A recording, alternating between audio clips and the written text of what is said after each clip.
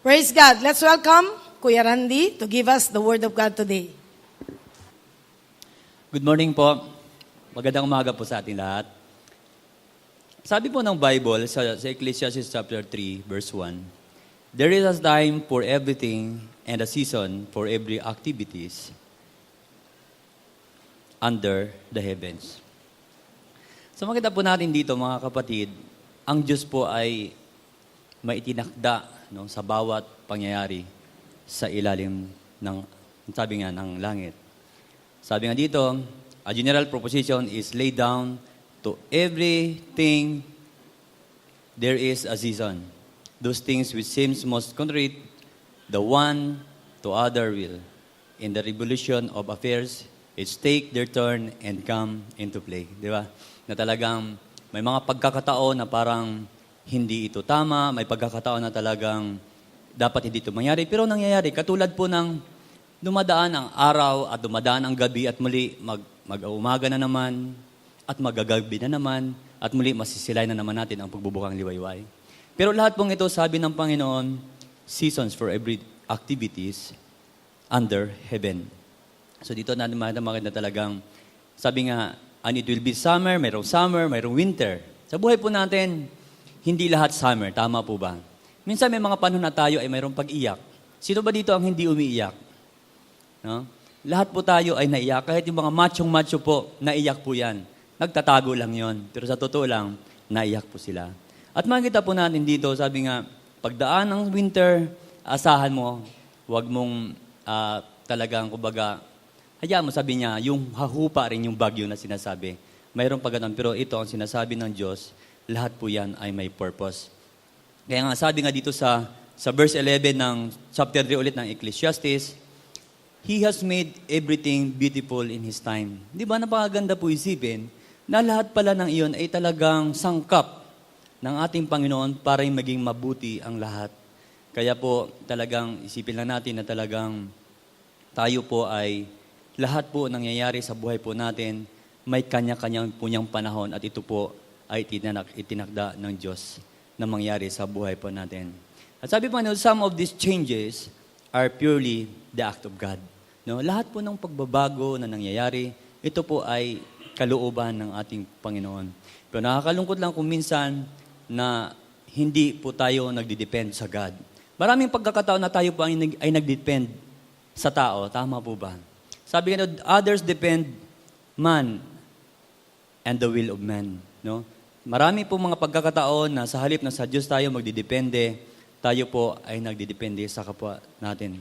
Subalit, ang sinasabi ng God talagang gusto ng Diyos na tayo lang talaga ay magtiwala sa Kanya. Kaya nga, sinabi niyo sa Jeremiah chapter 17, verse 5, may sinabi niyo sa Jeremiah chapter 17, verse 5, ang ating Panginoon na talagang ito po ay dapat po natin na maintindihan. Nga, ang sabi nga dito, cursed is the one who trusts in man, who draws strength from their flesh, and whose heart turns away from the Lord. So, ibig sabihin pala, pag ang ating tiwala ay na-divert sa iba, isa lang ang ibig sabihin, yung tiwala po natin sa Diyos ay nawawala. No? So, ang talagang, hindi naman masama po na tayo ay magtiwala sa tao, sa ating kapwa, sa ating mga kaibigan, sa mga bagay na mga, di ba, may mga sekreto tayo hindi natin masabi sa iba, pero sa mga friends natin, nasasabi po natin, ibang trust po yun ang sinasabi dyan. Pero kung ang buhay na natin ay pinagkakatiwala natin sa iba, ibig sabihin nun, hindi na natin ipinagkakatiwala ang ating buhay sa Diyos. Kaya nga, ito po natin makikita talagang lahat po ng ito ay talagang dapat nating maintindihan. Sapagkat ang ating mundo, sabi nga, ay talagang nagbabago po siya. Maging ang ating kapwa-tao, nagbabago po yan. Hindi sa lahat ng pagkakataon ay po din natin silang mapagkakatiwalaan. Alam nyo, kung minsan tayo, hindi natin talaga kilala ang tao, kahit na malapit sa atin yan. Hindi mo yan pwede sabihin na lubusan mo na siyang kakilala. Kaya nga, dapat talaga dito, isa lang ang ating pwedeng pagkakatiwalaan, walang iba, kundi ang ating Panginoon. Pagkat sabi nga nito, isa lang ang hindi nagbabago. Ito ay yung talagang, yun nga yung mga bagay na nasa langit. Yun yung mga hindi talaga nagbabago. Kaya nga, pakita po natin dito, sabi nga, balikan po natin muna ang Ecclesiastes chapter 3, verse 11. Balikan po muna natin yon.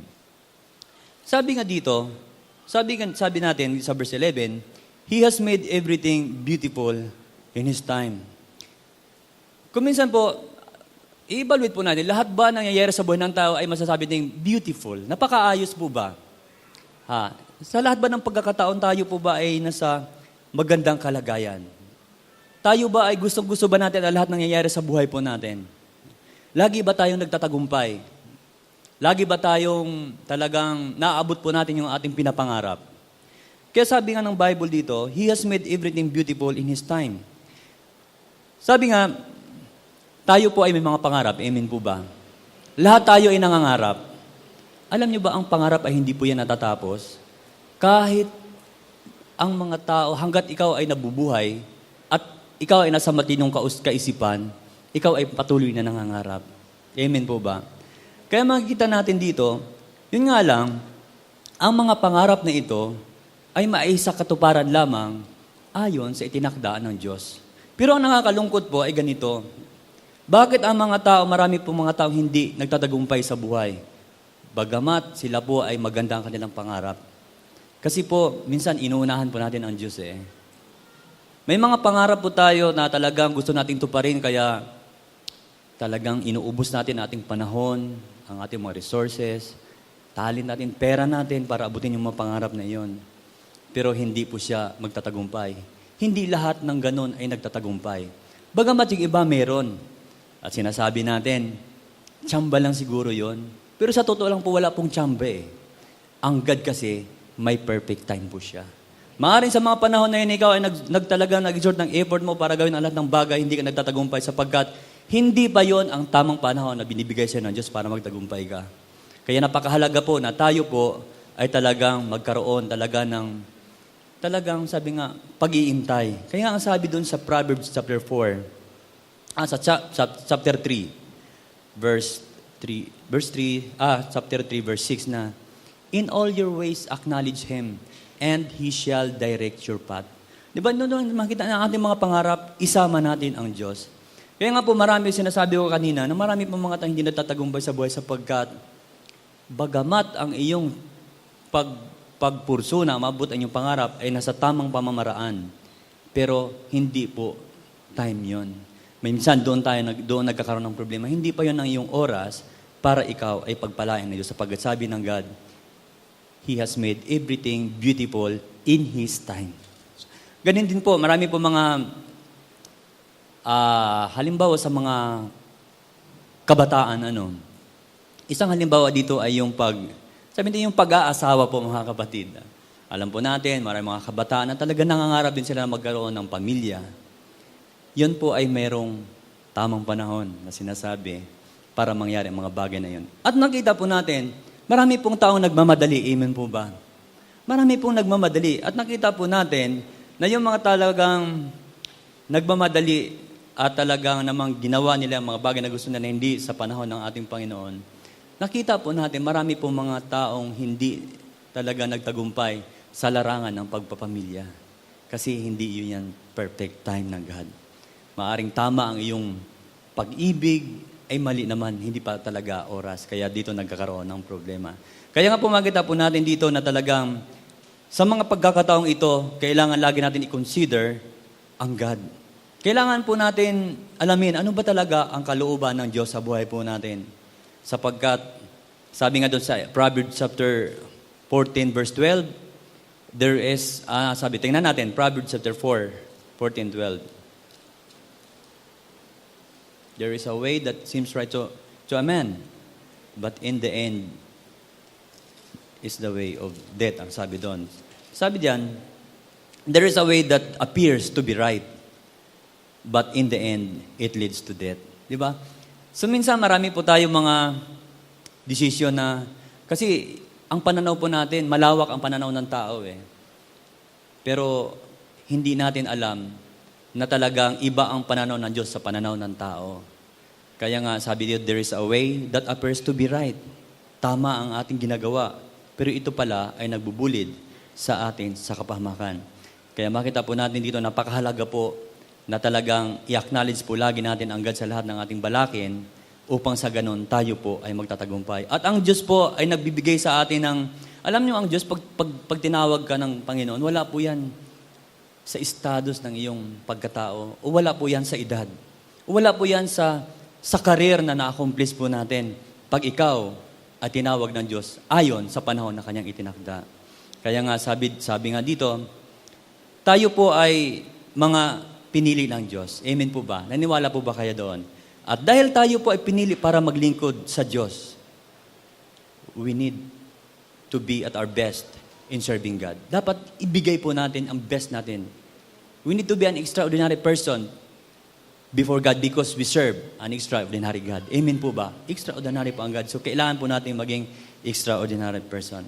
So buksan po natin ang Jeremiah chapter 1. Dito po tayo mag-concentrate sa Jeremiah chapter 1, verse 4 hanggang 10.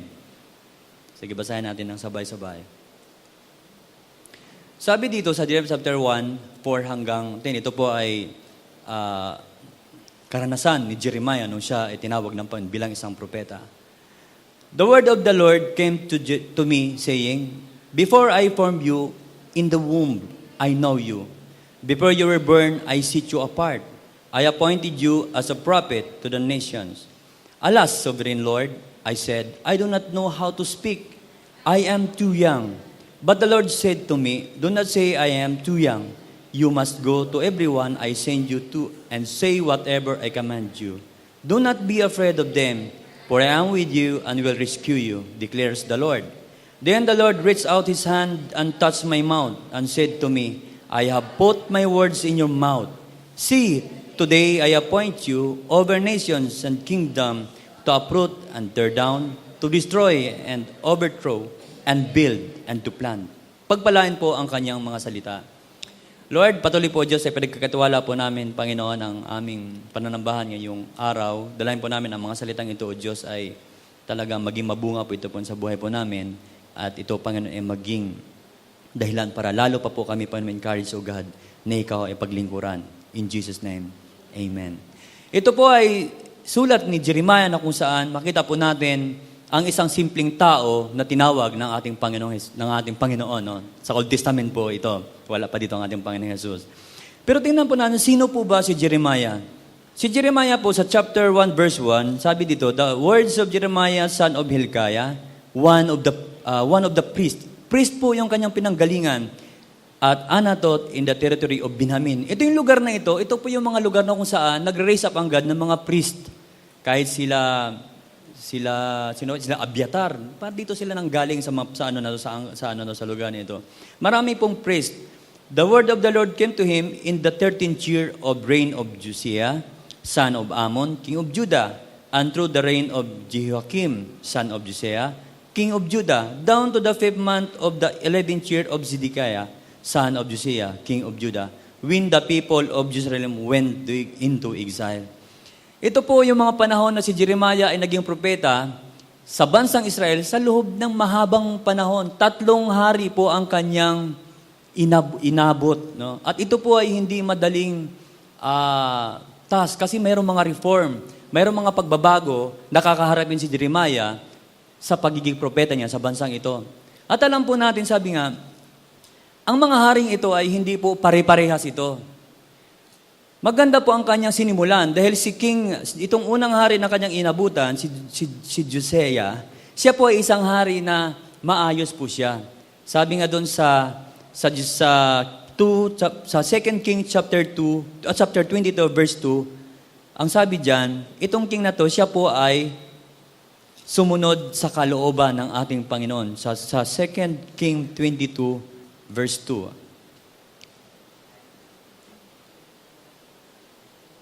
Sabi dito, umpisa natin sa verse 1, Josiah was 8-year-old when he became a king, and he reigned in Jerusalem 31 years. His mother name was Jedida, daughter of Adaiah. She was from Buscat. He did what was right in the eyes of the Lord and followed completely the way of his father David, not turning aside to the right or to the left. So makita natin ang karakter ng isang hari, na unang hari na inabutan ni Jeremiah, siya ay bata pa sa mga panahon na yon, maayos po ang bansang Israel. Pinangunahan po ito ng isang hari na may takot sa Diyos. At dumating ang mga panahon, siyempre, tumanda, namatay, at ang pumalit ay yung anak. At makita po natin na ang sumunod na mga hari ay hindi na naging mabuti. Hindi na naging tagasunod ng ating Panginoon. Si Joachim at yung si Sidikaya na kanyang inabutan, isang bagay lang sinasabi ng Lord sa kanila sa 2 Kings chapter 23, verse 30 to 37, yung si Joachim, he did evil in the right of the Lord. Yun ang laging sinasabi. Ganon din yung mga susunod na mga hari. They did evil in the eyes of God.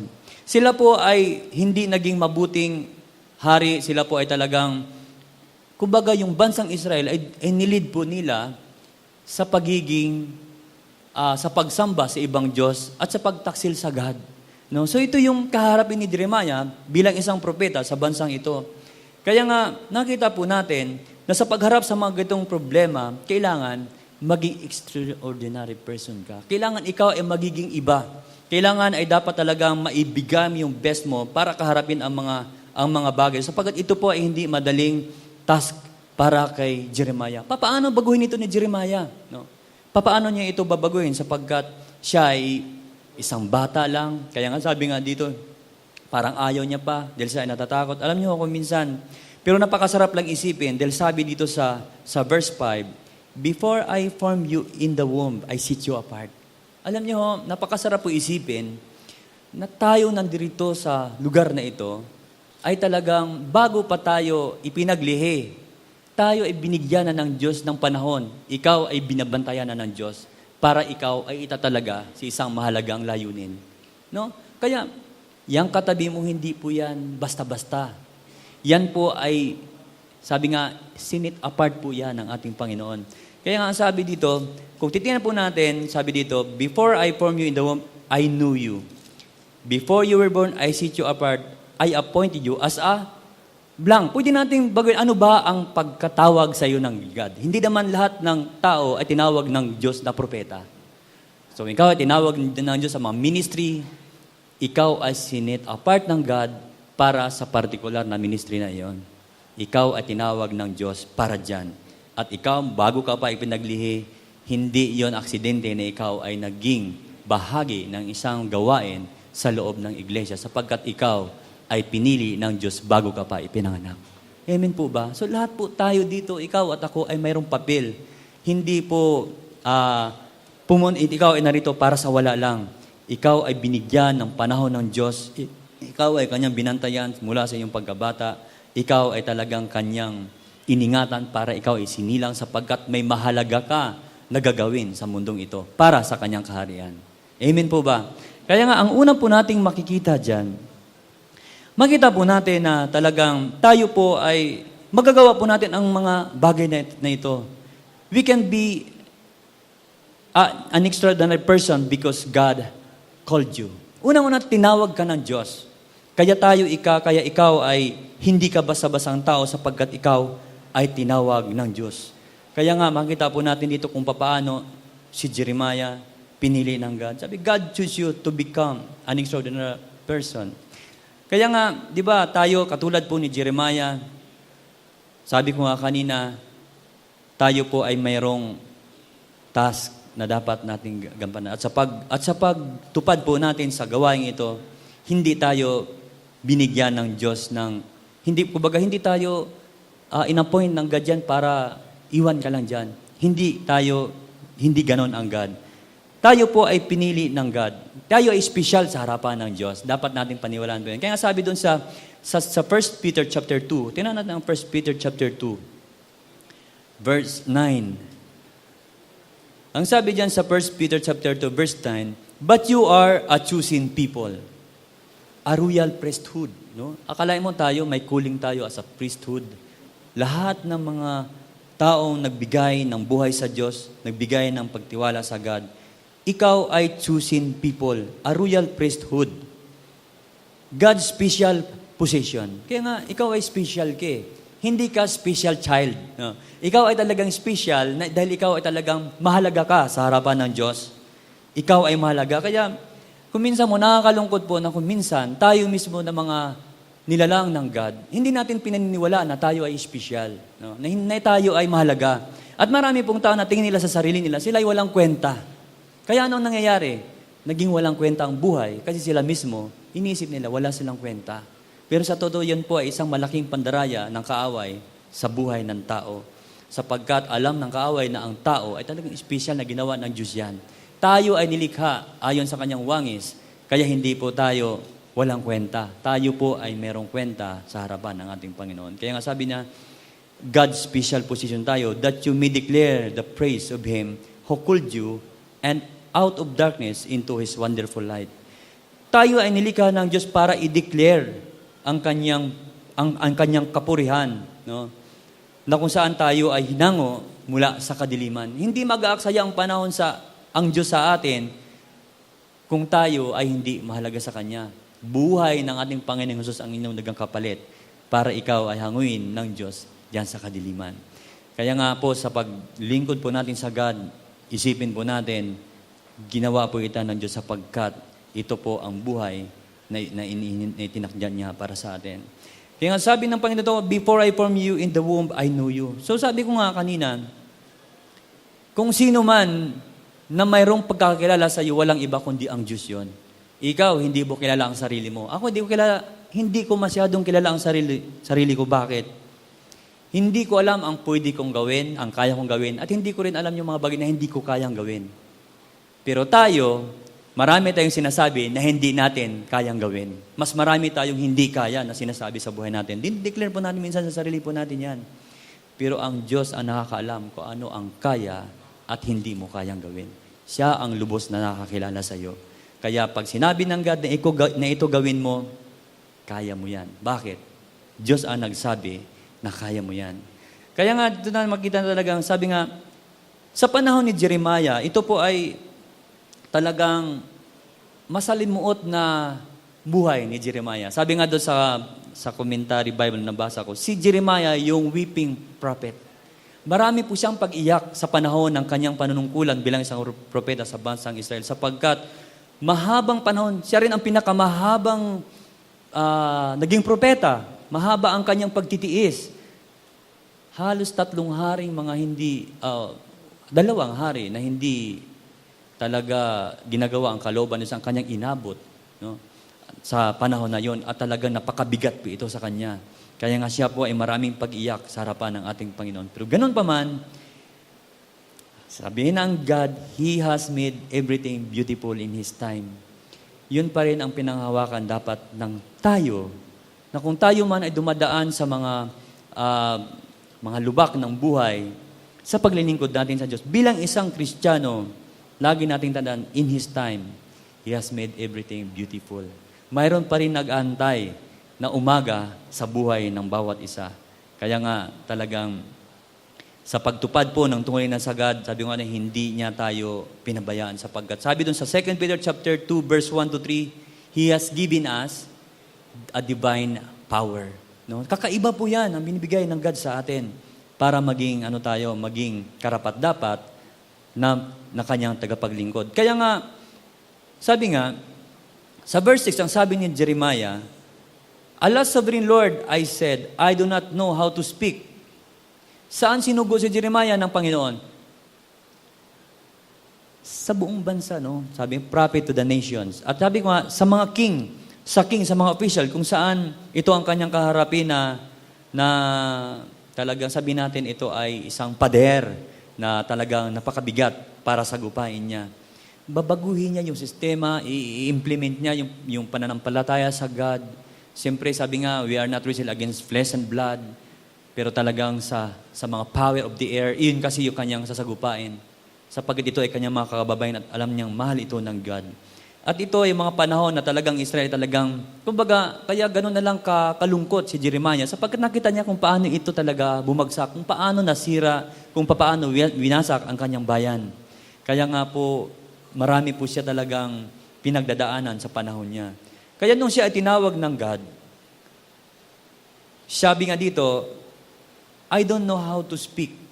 I am too young. Bata pa ako. No? Ang God, sabi kanina na talagang ang Diyos ay talagang may oras na itinakda para mangyari ang mga bagay. Si Jeremiah, akala niya hindi niya pa oras dahil bata pa siya. Pero yun ang oras niya para tawagin siya ng Diyos na maglingkod. So kung minsan talaga makita po natin na wala hong pinipiling panahon or sitwasyon ang God. Pag oras mo na maglingkod ka sa Diyos, oras mo na yon. Hindi mo pwedeng tanggihan ang God. So kung minsan ganoon po tayo, sabihin natin, ang tinitingnan po natin kasi, mas nakikita kasi natin yung weakness natin eh. Bilang isang tao, nakikita natin yung weakness natin na, at ito ay nagiging pinanghawakan natin para sabihin natin sa Lord, hindi natin kaya. Kasi doon tayo nakapokus kung ano ang hindi natin kayang gawin. Sabi niya, hindi ko kayang magsalita. No? Tayo, ganun tayo, di ba? Pag halimbawa na tayo ay pagsalitain, tapos nakita natin yung mga kaharap natin, makita namin talaga mga matataas na tao, nai-intimidate na tayo. Hindi natin kaya magsalita sa kanila. Kasi ang tingin natin sa kanila, andun papasok yung pag-compare ng ating sarili doon sa iba. Ang Lord hindi po tinuturo ng gano'n na ikumpara natin ang ating sarili sa iba sapagkat tayo nilikha ng God na magkakaiba. Hindi tayo kaparehas nila at hindi rin sila kaparehas natin. May kanya-kanya po tayong talento, mayroon tayo na wala sila. No? So hindi yun ang inaano ng God. Kaya sabi niya, hindi ko kaya magsalita. Ako ay bata pa. Kaya nga, alam nyo, minsan, ang pagpapala ng Diyos ay nadidelay. Alam mo kung sino nagpapadelay? Tayo din kung minsan eh. Tinatanggihan natin, hinahadlangan natin yung mga bagay na gustong mangyari ng Diyos. Pero ganun pa man, ang Diyos ay hindi po siya titigil. Naalala niya yung sermon nung nakaraan, yung si Jonah, na siya ay talagang tinawag ng God para sa Ninive, para iligtas dahil yun na ang panahon. Hinog na ang mga taga-Ninive para tanggapin nila ang kaligtasan ng Lord. Pero si Jonah ay ayaw. No? Kung minsan, nagmamarunong po tayo sa Diyos, pero ang God po ay talagang siya po yung talaga nakakaalam ng lahat at kung ano ang nakakabuti sa iba. Kaya ano nangyari? Kahit ayaw niyang sundin ang God, kahit hindi nga niya sinabing repent eh, di ba? Ang sinabi niya lang, distraction, masisira kayo after 40 days from now, kayo ay mawawasak. Yun lang ang sinabi niya. Pero iyon ay nagbigay ng napalaking impact doon sa bansang iyon at pati sa hari na impluensya niya. So, ibig sabihin, kahit tingin mo ikaw ay mahina, kahit tingin mo hindi karapat-dapat, pag ang Diyos ang gumamit sa iyo, magiging malaking ano ka. Ikaw ay talagang magiging napaka-impluensya mong tao sapagkat ang Diyos ay sumasa iyo. Amen po ba? Kaya sabi nga, pag ikaw ay tinawag ng Diyos, sabi na God, He will never leave you nor forsake you. Hindi ka iiwan ng Diyos sapagkat actually, ministry ng God yan eh. Hindi actually natin gawa yan. Ginagamit lang tayo ng Diyos. Sapagkat sabi nga, bago ka ipinanganak, hinihanda ka na ng Diyos para sa gawain na yan. At dahil gawain ng Diyos yan, hindi hayaan ng Diyos yan na yan ay mabigo. No? Lahat yan ay talaga magana sapagkat yan ay sinabi ng Diyos. Alam nyo, tulad niyan, sinabi niya siya po ay isang bata, hindi niya kaya. Pero ang sabi ng Lord, but the Lord said to me, do not say, I am too young. Huwag mong sabihing bata ka. Pumunta ka doon sa bawat isa, to everyone I send you to, and say whatever I command you. Pumunta ka sa mga dapat mong puntahan na papuntahan ko sa iyo at sabihin mo ang mga pinapasabi ko sa iyo. May may authority na yung pagkasabi. Mayroon ng force, may force na yung pagkasabi ng God sa kanya. Kasi kung hindi gagamitan ng Lord ng ganon, baka hindi susunod si Jeremiah. Kaya makita po natin dyan, hindi yun importante kung ano tayo eh. Naalala niyo ba yung Samaritan woman sa John chapter 4? Di ba? Sino ba ang Samaritan woman ito? Siya ay isang tao na sa tingin nila ay walang kwentang babae. Di ba? Siya yung babae na pag umigib ng tubig sa tanghaling tapat dahil ayaw niyang makita ng tao sapagkat siya ay nahihiya siya. Dahil nakakahiya siya. Nakakahiya ang kanyang provision. At siya ay ginamit ng ating Panginoon para makarinig ng salita ang buong Samaritan. Di ba? Kaya nga, ang Diyos, pag tinawag ka ng Diyos, mga simpleng tao lang ang kanyang ginagamit, pero napaka-powerful nito pag sila ay sumunod sa God. Kaya nga sabi nga ng Bible, not by might nor by power, but by my spirit, says the Lord. Zechariah 4:6. Ikaw ay talagang tinawag ng God, hindi ka pababayaan ng Diyos. Ikaw ay talagang sasamahan ng Diyos kahit saan ka man pumunta. He will never leave you nor forsake you. Kaya nga sabi niya, kaya nga makita po natin dito, ikaw ay kakaibang nilalang sapagkat ikaw ay tinawag ng Diyos. So napakahalaga po yun. Sa bawat ministry na kinabibilaan po natin, kayang-kaya natin gawin ang pinaka-the best kung ano mayroon tayo sapagkat tinawag ka ng Diyos dyan, binigay ng Diyos yung the best para magamit mo doon. Amen po ba? So paniwalaan po natin yon. Kaya nga, sabi dito, sinabi ng God, talagang inano siya, pinilit siya ng Diyos at sinabi ng Lord sa kanya, sabi niya, you go to everywhere and I send you to and say whatever I command you. Do not be afraid of them. Isang bagay na nagpapahina ng ating loob ay yung takot. Natatakot po tayo na hindi natin alam kung tayo po ay makatanggap ng, siyempre, yung rejection, tayo po ay ma-reject. Pero ang mahalaga po dito, hindi na natin problema yon. Kung tayo ay reject ng iba, ang mahalaga, sinusunod po natin ang ginagawa, ang pinapagawa sa atin ng Lord. So dito po, makita po natin na talagang si Jeremiah po ay talagang may nag-struggle po siya. Paano niya kakaharapin ang mga taong ito na kanyang pupuntahan? Sabi nga dito sa verse 17 ng chapter 1, sabi ng Panginoon sa kanya, sa verse 17, get yourself ready, stand up and say to them whatever I command you. Do not be terrified by them or I will terrify you before them. Diba? Talagang nagano na ang Lord sa kanya. Today I have made you a fortified city, an iron pillar and a bronze wall to stand against the whole land. Grabe po yun, yung ano na ito, grabe po yung mission na binigay kay Jeremiah. Against the kings of Judah, its official, its priest, and the people of the land. Akala mo, lahat yun ay sasagupahin ni Jeremiah na sila mag-isa. No? At sa tingin niya pa sa sarili niya, paano ko kaharapin ang mga taong ito, mga matalinong mga tao ito, mga makapangyarihang mga tao ito. At siya ay isang simpleng taong taga-anatod lang na anak ng isang priest. Pero hindi niya nakita ang kapangyarihan ng Diyos na ipagkakaloob sa kanya. Pero sa bandang huli naman, siyempre, alam natin. Tapos sabi, they will fight against you, but will not overcome you. Yan yung pangako ng God sa kanya. For I am with you, and will rescue you, declares the Lord. So ito po, ang God po ay talagang, sometimes kailangan po natin talaga ang motivation din. Ang Diyos mismo ang nag-motivate kay Jeremiah, para sundin ang kanyang ginagawa. Kaya nga, makita po natin dyan, dito sa sinasabing ito, sa number 2, ang sabi dyan, we can be at our best, or we can be an extraordinary person because God anointed you. Inanoint ka ng God. Alam niyo, sa isang ministry, pag hindi ka inanoint ng Lord, hindi ka magpa-prosper. Hindi ka rin tatagal. Kaya po, makita po natin sa loob ng 3 hari na pinaglingkuran ni Jeremiah sa panahon na yon, nakayanan po yun ni Jeremiah kasi inanoint po siya ng God eh. Sabi nga, tinouch niya siya. Kaya nga sabi diyan, do not afraid of them, for I am with you, I will rescue you, declares the Lord. Then the Lord reached out His hand and touched my mouth. Inanoint ng God si Jeremiah and said to me, I have put my words in your mouth. So doon makita po natin, lahat po ng need as a servant of God, hindi po nagkukulang ang Diyos sa atin. Lahat ng resources, lahat po ng need ng isang servant ng Lord, bago kanya i-send off, binigay sa iyo ng Diyos yan. No? Baka hindi mo lang nararamdaman kasi hindi ka nagpo-focus sa God. No? Kaya ang nararamdaman mo, kung minsan kasi mas nararamdaman natin yung ating sarili. Kasi nakapokus tayo sa ating sarili. Amen po ba? Yung pakiramdam natin, ang ating talagang minumuni-muni.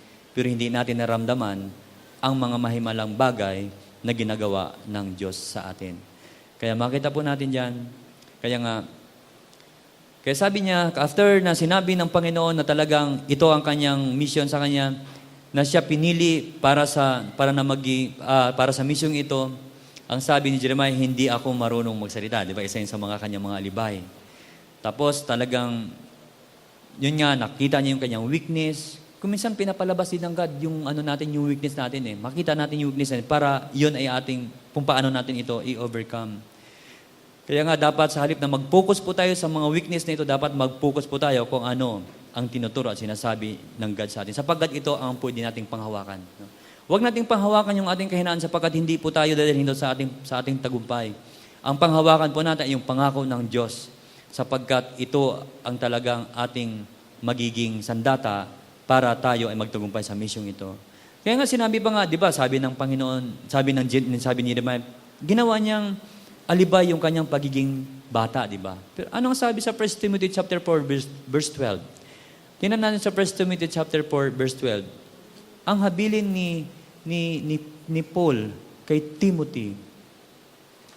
1 Timothy 4:12.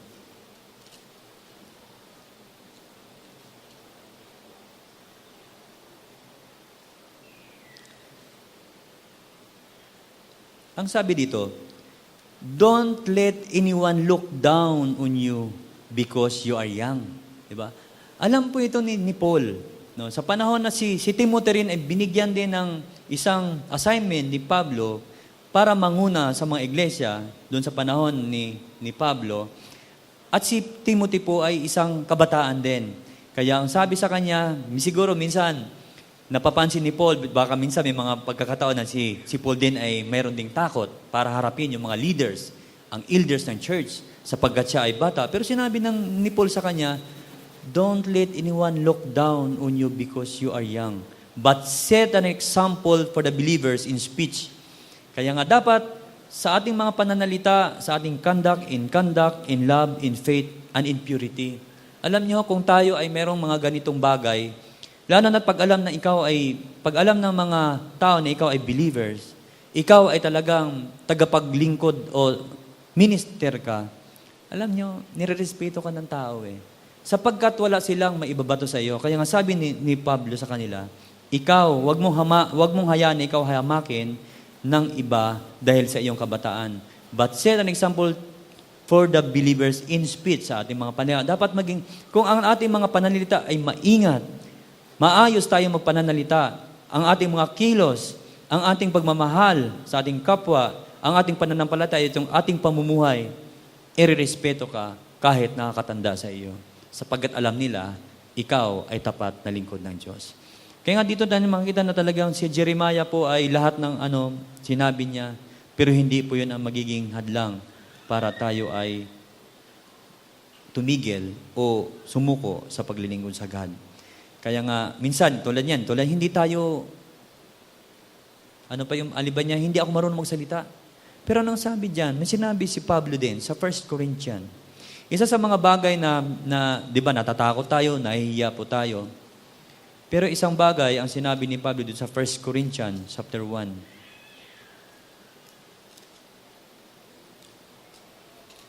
Verse 27 hanggang 28.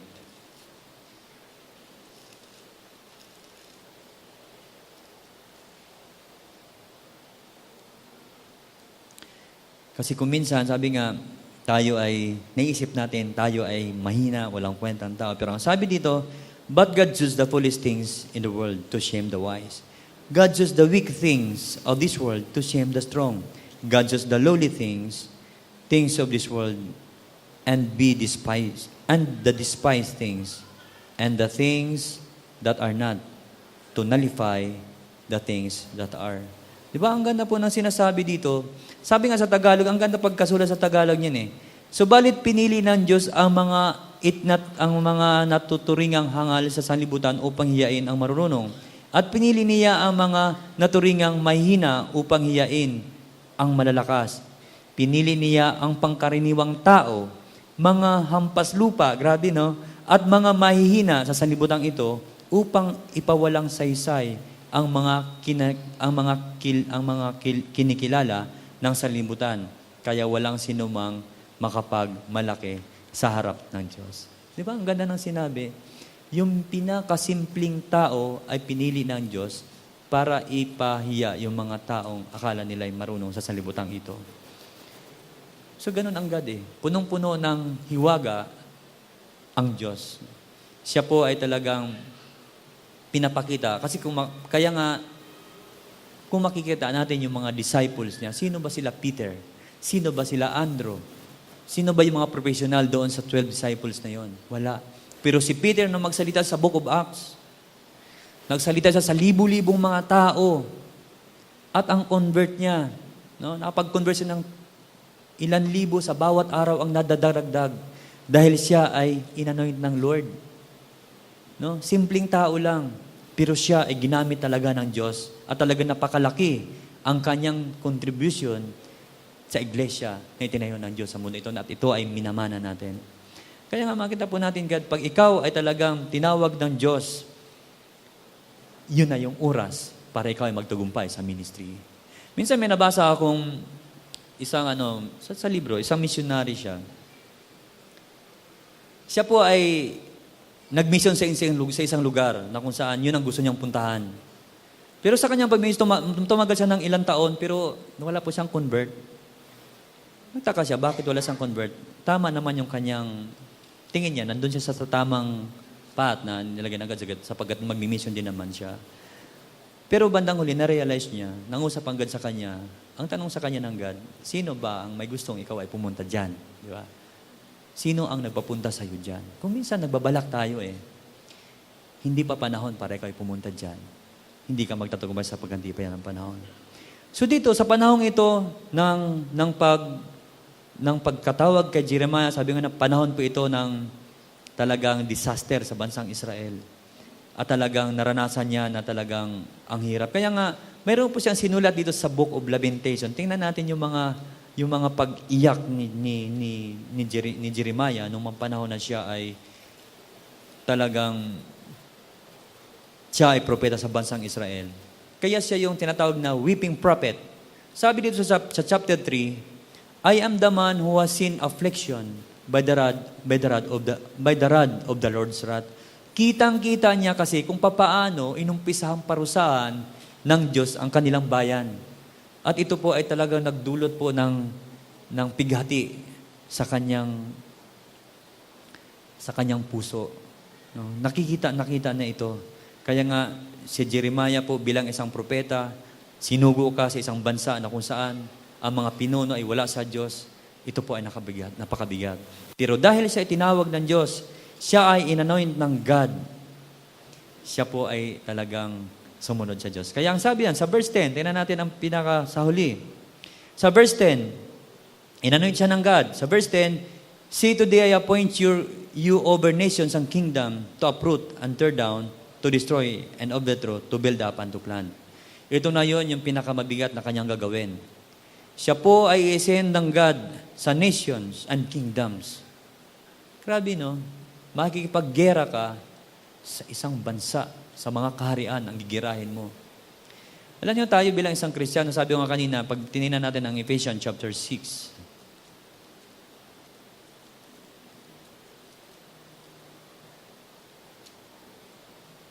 Ephesians.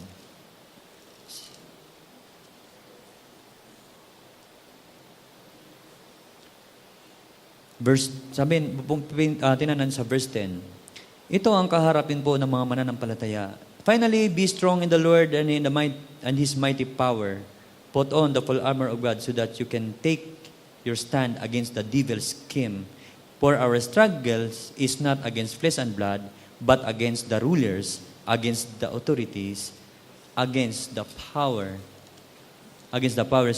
of this dark world, and against the spiritual forces of evil in the heavenly realms. Actually, ito po yung kaharapin ni Jeremiah sa pagharap niya sa mga taong ito. Babaguhin niya ang sistema. No? I-implement niya muli ang pagtiwala ng tao sa Diyos. Sapagkat ito na yung mga panahon ang mga tao doon ay talagang taksil na talaga sila sa God. Marami na pong kasalanan, sobra-sobra ang kasalanan na ginawa nila. Kaya nga, yung pag-iyak niya, Jeremiah sa Book of Lamentation, nakita kung paano talaga siya nalungkot, nahabag po siya sa kanyang bayan sapagkat alam niya kung gaano kalalim yung pagkakasala ng bansang ito. Kaya sabi dito, see today I appointed you over nations and kingdom to uproot. I-uproot niya, no? Bubunutin niya yung mga bagay na itinanim ng kaaway sa bansa nila. Ito ay isa dito ay ang pagsamba sa mga Diyos-Diyosan. No? Ang pagtalikod sa God. Ito yung isa sa pinakamabigat niyang gagawin. I-uproot niya ito. Wawasakin niya ito. Sisirain niya ito. Ito ay kanya talagang i-overthrow na at muli niyang i-build. Di ba, napakadali bang gawin yon? Napakahirap po gawin yan. Pero dahil siya ay isang tao na tinawag ng Diyos, sabi nga, una, siya po ay tinawag, siya po ay inanoint. Number 3 po, dahil siya ay inappoint ng God. You can be an extraordinary person because God appointed you. Inappoint ka ng Diyos. Di ba dito sa Pilipinas, pa ikaw inappoint ng presidente, hindi ka basta-basta maalis dyan. Bakit? Appointee ka eh. Inappoint ka ng God. Inappoint ka ng King, kaya hindi ka basta-basta maalis. Kaya makita po natin dyan, napakabigat na assignment ito para kay Jeremiah. Pero ang Diyos ay marunong at alam niya ang kanyang ginagawa. Kahit ikaw ay takot dahil sa iyong nakikita, di ba? Minsan kasi nakapokus sa'yo sa mga nakikita po natin. Pero pwede kang gawing matapang ng Diyos sapagkat inappoint ka ng Panginoon. Kaya nga, makikita mo na ang buong bansa, talagang hakaharapin mo ang buong bansa o wasakin ang kanilang mga paniniwala o pananampalataya at itayo ang talagang dapat na itayo doon sa kanilang bansa, ang paniniwala sa God at ang pagbalik loob sa God. Na kung saan ito yung itatayo niya, yung kingdom dapat ng God ang maitatayo doon. Pero talagang ang Diyos ay minotivate po siya ng God para maging isang matapang at maging malakas na mandirigma ng ating Panginoon. So, talagang makita po natin dyan, kaharapin niya yung mga bagay na ito. Ang Diyos ay talagang hindi napapabaya sa kanyang mga anak, sa kanyang mga lingkod. Sabi diyan sa Isaiah chapter 40 verse 29,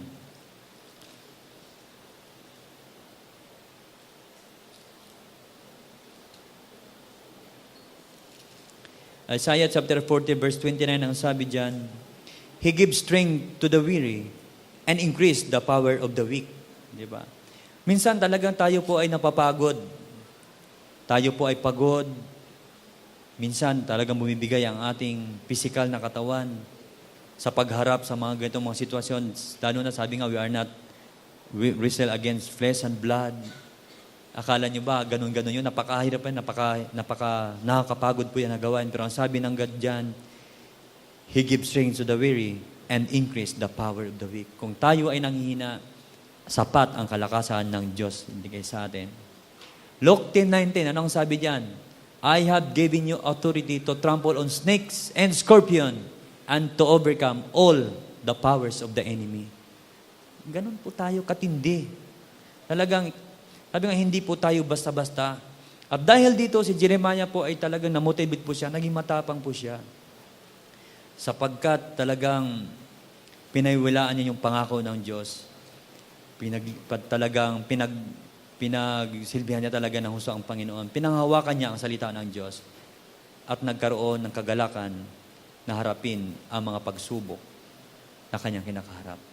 So dito natin makikita mga kapatid na sa pagbigay po natin ng ating best sa God, hindi lagi tayo po ay nasa malungkot na karanasan. Jeremiah 15:16, tingnan natin. Anong sabi sa Jeremiah chapter 15 verse 16?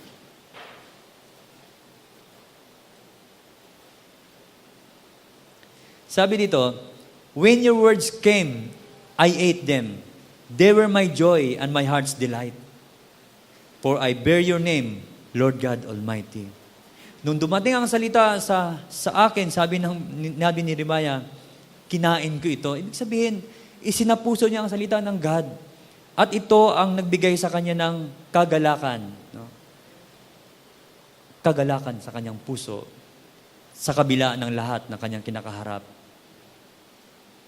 Kaya nga, napakabuti po ng Diyos. Bagamat maraming pag-iyak ang kanyang naranasan, siya nga ang sinasabing the weeping prophet sapagkat nasaksihan niya ang pagbagsak ng bansang Israel. Pero makita po natin dyan, hindi siya pinabayaan ng Diyos. Alam niyo, kung tayo po ay nasa tamang landas ng ating paglilingkod sa God, hindi po tayo magkukulang. Hindi po tayo pababayaan ng God.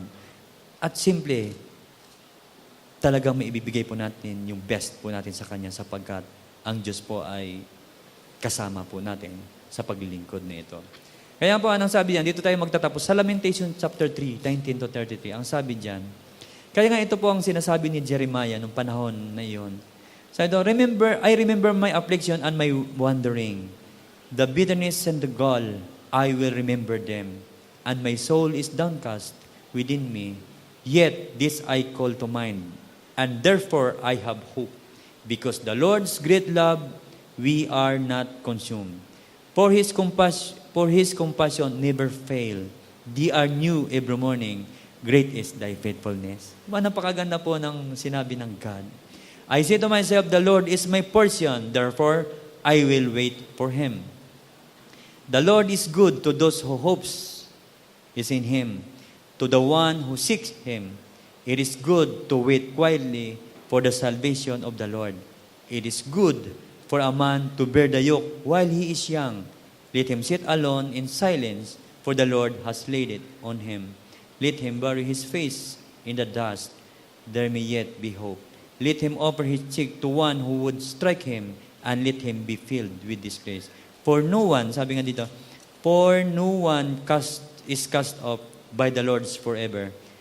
Though he brings grief, he will show compassion. So great is his unfailing love, for he does not willingly bring afflictions or grief to anyone. Napakaganda po ng pananaw ni Jeremiah. Ang sinasabi ni Jeremiah yung maghintay tayo, for it is good to wait quietly for the salvations of the Lord.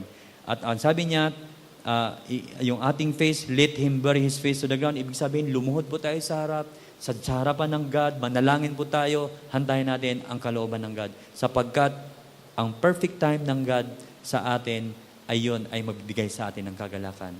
He has made everything beautiful in His time. Kaya nga, kung mayroong gabi, mayroong umaga. At yun ay talagang sinadya ng God upang maranasan at maramdaman po natin ang Kanyang kapangyarihan sa buhay po natin. Let's pray po.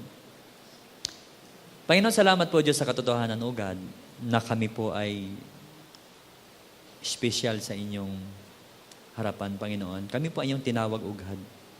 Kami po ay, pag tinawag niyo po kami, ina-anoint niyo po kami at ina-appoint niyo po kami, O God. At talagang pinapalakas niyo po kami, Panginoon. So salamat po, O God, sapagkat sa pagganap po namin ng aming tungkulin pa sa pag-serve po namin sa inyo, O Diyos. Isang bagay ang aming alam. Hindi niyo kami iwan at hindi niyo huwag gababayan, O God. At ibinibigay niyo po, Panginoon, ang lahat ng aming kailangan para may sakatuparan po ang mga bagay na nais niyo pong mangyari. Ang mga layunin niyo po, Panginoon, sa mundong ito. So Lord, patuloy, Panginoon, na kami as a believers, O God, maging totoo po, Panginoon, sa amin na kami maging salt and light, Panginoon, of this world, O God. At sa aming pagliliwanag, Panginoon, sa mundong ito, O Diyos, patuloy, Panginoon, na ang kalakasan ay magmumula sa inyo, O God. Ang courage, Panginoon, ay magmumula sa inyo. At dalayan po namin lagi ang inyong mga salita, ang siyang aming maging gabay, Panginoon, na ito magsilbi naming talagang kalakasan, Panginoon, sa mundong ito. Kaya po, God, patuloy po kami nagpapasalamat sapagkat saan man po kami naroon, O God, naramdaman po namin, Panginoon, ang inyong presensya, O God. Nakasama po namin lagi kayo. Kaya po, Lord, thank you po sa katotohanan ito, O Diyos, na kahit saan man po kami, Panginoon, dalhin, na kahit na nakita po namin ang aming kaharapin, O God, hindi po dapat kami matakot sapagkat kasama po namin kayo, Lord God. At kayo po, Panginoon, ang nagbibigay sa amin ng katagumpayan. At kayo rin po ang magdalan kung bakit malalampasan po namin yung mga challenge na ito. Mga pagsubok na ito, O God, sa buhay po namin. Kaya po, Lord, thank you po. Wala po kaming ibang maibigay kundi ang talagang buong puso ka po namin paglilingkuran. At pasasalamatan pa yun sapagkat naging bahagi po kami, Panginoon, ng inyong kaharian, O God. Naging bahagi po kami, Panginoon, ng inyong gawain, Panginoon. Kami po ay isa sa mga pinili para maging kasama po ninyo, aming Diyos. Kaya po, God, thank you po, Lord, sa pribilehiyong ito. In Jesus' name, Amen. Amen po.